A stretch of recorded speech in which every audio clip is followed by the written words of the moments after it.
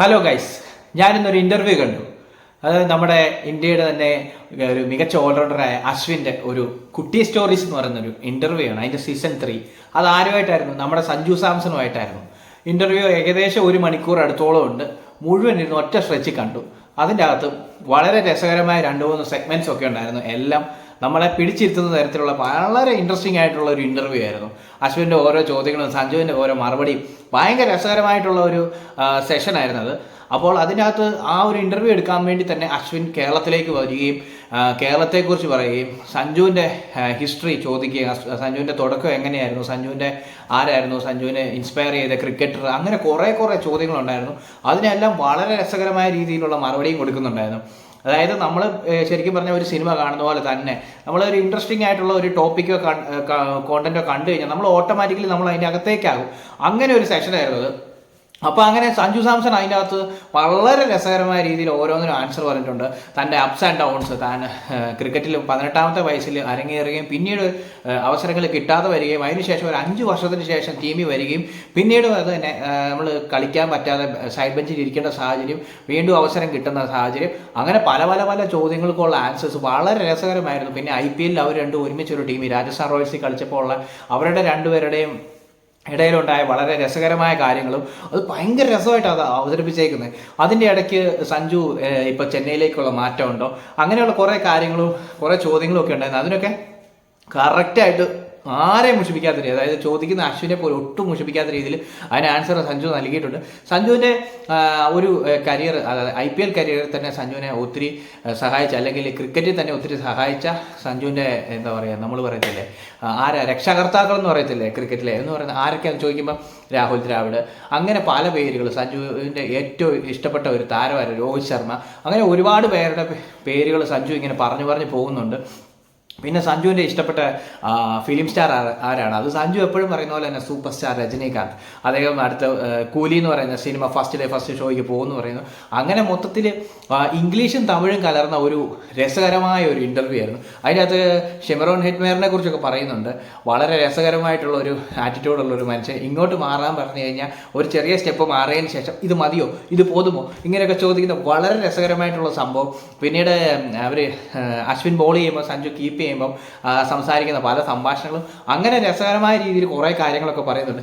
ഇതിൻ്റെ ഇടയ്ക്ക് സഞ്ജുവിൻ്റെ career, സഞ്ജുവിൻ്റെ cricket, സഞ്ജുവിൻ്റെ family, അതുപോലെ തന്നെ സഞ്ജുവിൻ്റെ കൂട്ടുകാർ, അങ്ങനെ വളരെ എന്താ പറയുന്ന ആ ഒരു ആൾക്കാരുമൊക്കെ ആയിട്ടുള്ള സഞ്ജുവിൻ്റെ ആ ഒരു ഇടപെടലും ക്രിക്കറ്റിൻ്റെ അപ്സ് ആൻഡ് ഡൗൺസിൻ്റെ സമയത്ത് ആരൊക്കെ സപ്പോർട്ട് ചെയ്യുന്നു, ആരൊക്കെ കൂടെ നിൽക്കുന്നു എന്നുള്ള കാര്യങ്ങളൊക്കെ പറയുന്നുണ്ട്.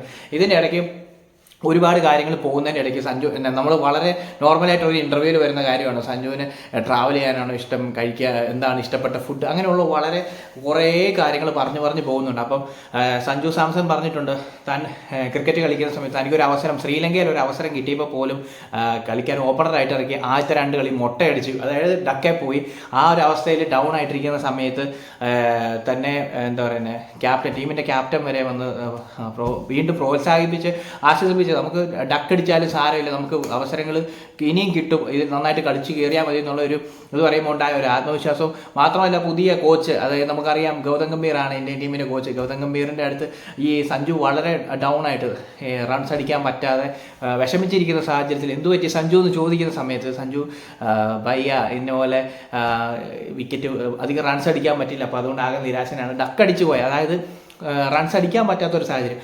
അങ്ങനെ ഇരുന്ന ഒരു സാഹചര്യത്തിൽ ഗൗതം ഗംഭീർ തൻ്റെ കോച്ച് പറഞ്ഞത്, സഞ്ജു 21 ഡക്ക് കഴിഞ്ഞാൽ മാത്രമേ നിന്നെ ടീമിൽ നിന്ന് പുറത്താക്കത്തുള്ളൂ എന്നുള്ളൊരു ഇത് പറയുമ്പോൾ അതിലൊരു ആത്മവിശ്വാസം കിട്ടി. 21 ഡക്കൊന്നും ഒറ്റയടി അങ്ങനെ അടിക്കുന്നില്ല, പക്ഷേ ആ ഒരു പറച്ചില്ലാത്തതിൻ്റെ കോൺഫിഡൻസ് ആണ് സഞ്ജുവിന് വീണ്ടും അവസരം കിട്ടുമെന്നുള്ളൊരു കോൺഫിഡൻസ്. അങ്ങനെ പുള്ളി കളിച്ച് 2 കിണ്ണം അടിച്ച് സെഞ്ചുറിയൊക്കെ അടിച്ച് അങ്ങനെ പിന്നെ ഓപ്പണിംഗ് സെക്ഷനിലൊക്കെ വന്ന് ഒരു രക്ഷയില്ലാത്ത കളിയൊക്കെ കളിച്ച്, നമുക്കറിയാം ബംഗ്ലാദേശിനെതിരെ ഒരു ഓവറിൽ 5 6 ഒക്കെ അടിച്ച് നമ്മളെ ഹരം കൊള്ളിച്ച സഞ്ജു സാംസന്റെ പ്രകടനം.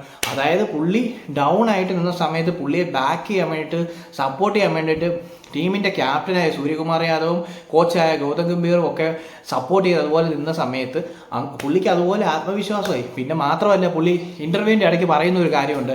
എന്നാന്ന് വെച്ച് കഴിഞ്ഞാൽ പ്രഷർ ഉണ്ടാകുന്നുണ്ട്. കാരണം ഈ സോഷ്യൽ മീഡിയ എല്ലാം ഉപയോഗിക്കുന്ന സാഹചര്യത്തിൽ പുള്ളിക്കാരനും ഉണ്ടാകുന്നുണ്ട് പ്രഷർ. കാരണം ആൾക്കാർ ഇങ്ങനെ കമൻസ് ചെയ്യുക, സഞ്ജുവിന് എന്നാ പറയുന്നത് കൺസിസ്റ്റൻസി ഇല്ല, സഞ്ജു അടിക്കുന്നില്ല, അവസരങ്ങൾ കിട്ടിയിട്ട് മുതലാക്കുന്നില്ല. അങ്ങനെ നമ്മൾ മലയാളികളുടെ ഒരു പ്രത്യേകത, മലയാളികൾ തന്നെയാണ് ഏറ്റവും കൂടുതൽ കുറ്റം പറയുന്നത് സഞ്ജുവിനെ. അങ്ങനെ നമ്മുടെ കൂടെ നിൽക്കുന്ന മലയാളികൾ തന്നെ ഇങ്ങനെ കുറ്റം പറയുന്ന സാഹചര്യത്തിൽ സഞ്ജു സാംസനെ പോലെ ഒരു പ്ലെയർ ചിലപ്പോൾ സോഷ്യൽ മീഡിയ ഒക്കെ ഫോളോ ചെയ്യുന്ന സാഹചര്യത്തിൽ പുള്ളി തന്നെ പറഞ്ഞു ഡൗൺ ആയി പോകാറുണ്ടെന്നുള്ളത്. പിന്നെ ആൾക്കാർ ചിലപ്പോൾ പറയാറുണ്ട് സഞ്ജുവിൻ്റെ ഒരു പ്രത്യേകത എന്നാന്ന് വെച്ച് കഴിഞ്ഞാൽ വന്ന് ഫസ്റ്റ് ബോൾ തൊട്ട് തന്നെ ഹിറ്റ് ചെയ്യുക, പരമാവധി 6 അടിക്കാൻ വേണ്ടി നോക്കുന്നത്. അങ്ങനെയാണ് മിക്കവാറും വിക്കറ്റ് പോകുന്നത്. പുള്ളിയുടെ സ്റ്റൈൽ അതായിരുന്നു. പിന്നെ പല ആൾക്കാരെയും ഈ പറയുന്ന ഒരു സംസാരവും ഈ കാണുന്ന കമൻസിലും എല്ലാം പറയുന്നുണ്ട് സഞ്ജു ഒന്ന് വെയിറ്റ് ചെയ്ത് നിന്ന് കളിക്കുക, ഒരു 10-20 റൺ അടിക്കുക, അല്ലെങ്കിൽ 30 റൺ അടിക്കുക, അതിനുശേഷം ഹിറ്റ് ചെയ്യുക. അങ്ങനെയുള്ള കാര്യങ്ങളൊക്കെ പുള്ളി ശ്രദ്ധിച്ച് അവസാനം ആ ഒരു കാര്യങ്ങളൊക്കെ ഉള്ളിലേക്ക് എടുത്ത് പുള്ളി അതനുസരിച്ച്, അത് മാത്രമല്ല പുള്ളിയുടെ സപ്പോർട്ടിംഗ് സ്റ്റാഫ് ഉണ്ട്, ടീമിലെ ആൾക്കാരുണ്ട്, കോച്ചുണ്ട്, അവരുടെ നിർദ്ദേശം എല്ലാം ഉണ്ട്. എങ്കിൽ പോലും പുള്ളി അതെല്ലാം കേട്ടതിന് ശേഷം ഈ പറയുന്ന പോലെ തന്നെ കൺസിസ്റ്റന്റ് ആയിട്ട് പ്ലേ ചെയ്യാനും റൺസ് സൂക്ഷിച്ച് കണ്ടെത്താനും ഒക്കെ ശ്രമിക്കുന്നുണ്ട്. അത് അതുപോലെ തന്നെ ആക്കിയിട്ടുമുണ്ട്. അങ്ങനെ പുള്ളിയുടെ കരിയർ ഗ്രോ ചെയ്യുന്നുണ്ട്.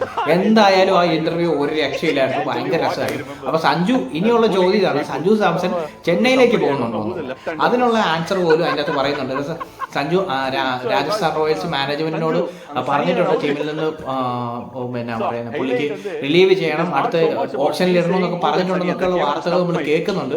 എന്നിരുന്നാലും ഒരു ക്ലാരിറ്റി എന്ന് പറയുന്ന സാധനം കിട്ടിയിട്ടില്ല. ക്ലാരിറ്റി ഉണ്ടോ എന്ന് ചോദിച്ചു കഴിഞ്ഞാൽ ഇപ്പോഴും ചെന്നൈക്ക് പോകും എന്നുള്ള പരുവത്തിലാണ് നിൽക്കുന്നത്. എന്നാൽ ചെന്നൈ മാത്രമല്ല മറ്റ് IPL ഫ്രാഞ്ചൈസികൾ പോലും സഞ്ജു സാംസനെ തൂക്കാൻ വേണ്ടിയിട്ട് ടീമിൽ എത്തിക്കാൻ വേണ്ടിയിട്ട് ശ്രമിക്കുന്നുണ്ടെന്നൊക്കെയാണ് നമുക്ക് അവിടുന്നും ഇവിടുന്നും ഒക്കെ കിട്ടുന്ന ഇൻഫർമേഷൻസ്.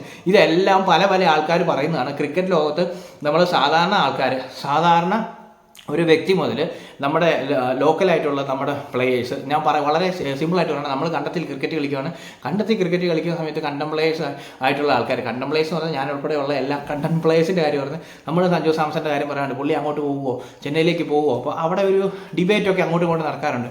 ഈ കണ്ടംപ്ലേയേഴ്സിൻ്റെ ഇടയിൽ നിന്ന് ഡൊമസ്റ്റിക് ലെവലിലേക്ക് പോകും, അതുപോലെ തന്നെ ഇൻ്റർനാഷണൽ ലെവലിലുള്ള താരങ്ങൾ വരെ ഈ കാര്യം ചർച്ച ചെയ്യുന്നുണ്ട്.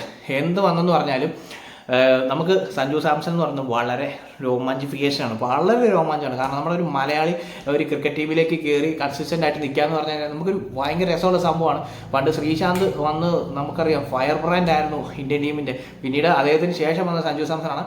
അപ്പോൾ എന്തായാലും സഞ്ജുവിൻ്റെ ഒരു പ്രത്യേകത വളർന്നു വരുന്ന മറ്റു താരങ്ങളെ പോലും സപ്പോർട്ട് ചെയ്യുന്ന ഒരു പ്ലെയറാണ്. വളരെ കാം ആൻഡ് ക്വയറ്റ് ആണ്, അടിപൊളി ഒരു മനുഷ്യനാണ്.